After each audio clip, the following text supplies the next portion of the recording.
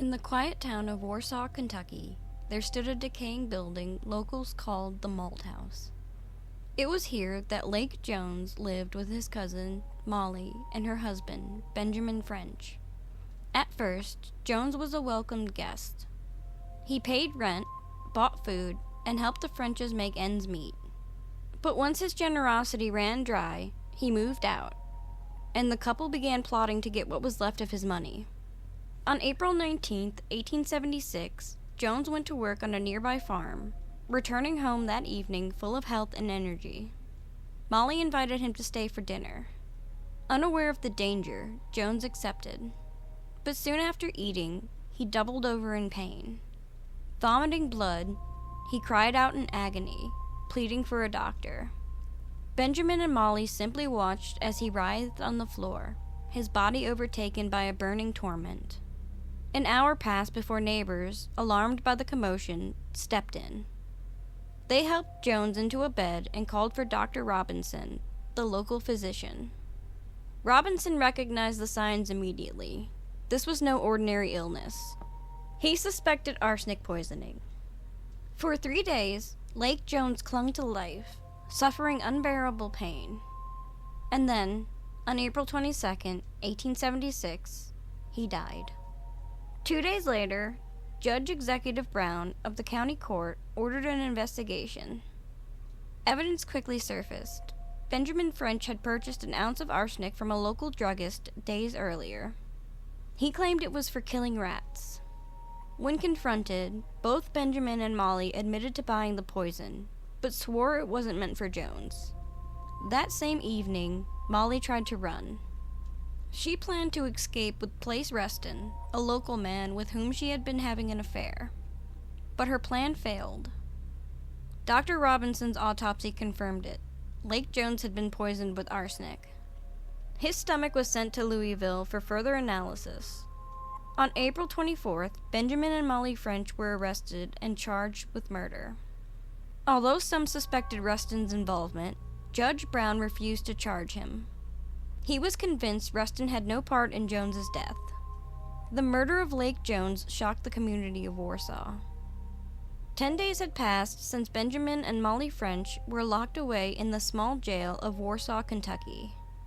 In the early hours of May 3, 1876, the town lay still under a brilliant moon. The night was so bright, it was said to be nearly as light as day. But the silence was soon broken. From the Brown Hotel, 3 young workers, John Brown, A. Kirby, and Charles Woods, heard the distinct sound of horses trotting through the streets. Curious, they peered outside. In the square before the courthouse, they saw a lone rider, his face hidden, his figure dark against the moonlight. Nearby, a small group of armed men gathered at the corner, their intentions cloaked in secrecy. The rider in the square called out, "All ready." And with that, the group moved silently toward the jail, a small, 1-story brick building tucked behind the courthouse. Around 1:10 a.m., jailer Joseph Wilshire was startled awake by pounding on his doors, both back and front. "Get up, Uncle Joe. Take your keys. We bring a prisoner from the country," the voices called.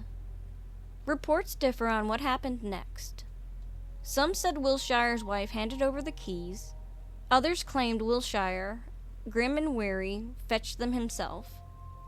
When he stepped outside, 2 masked men pressed pistols to him, ordering him to stay quiet. Wilshire tried to slip out the front door, but was caught by more masked figures. Outnumbered and threatened with death, he was forced to lead them to the jail.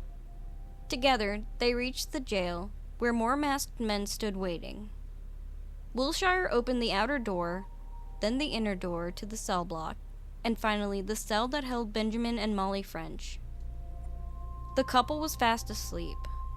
The leader of the masked gang spoke first. "We will take you from this prison to another one." Benjamin, confused, replied, "I thought we were going to be tried by a civil court." Mollie said nothing. She didn't resist. Without another word, the mob lifted the Frenches onto waiting horses. In moments, they vanished into the night, leaving behind only 2 men to guard the jailer. After 20 minutes, those guards let Wilshire go.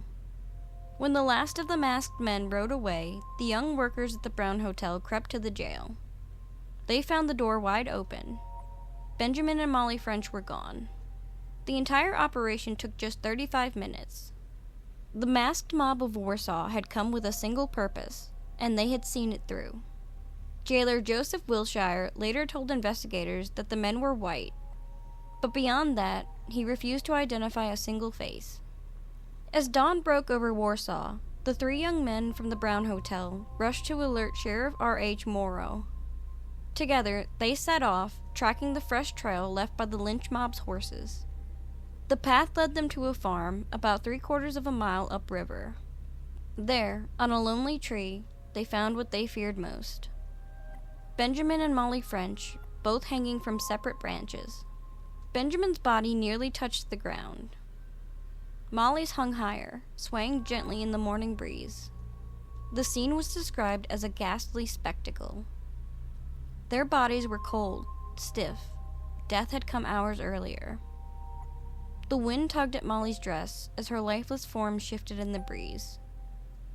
Benjamin's body swung softly, his eyes staring wide in death. His bloodied tongue hung from his mouth like that of a dead animal. Mollie's mouth was frozen open in a silent scream. Grass stains on Benjamin's knees suggested he may have fallen to his knees, perhaps begging for mercy in his final moments. All that was found in his pockets was a single nickel. In the days that followed, the town was divided by rumors. Some believed the lynching had been carried out by Lake Jones's neighbors from Glencoe, men who sought vengeance for their friend. Others whispered that the mob was made up entirely of black men. No one was ever held accountable. And the truth of that night would fade into the shadows of history, a haunting reminder of justice taken into lawless hands. Thanks so much for watching. I hope you found this video entertaining. If you enjoyed it, please consider subscribing to the channel. It really helps me out and lets you know when new content drops. Don't forget to hit the like button and leave a comment. I love hearing from you guys. Take care, and I'll see you in the next one.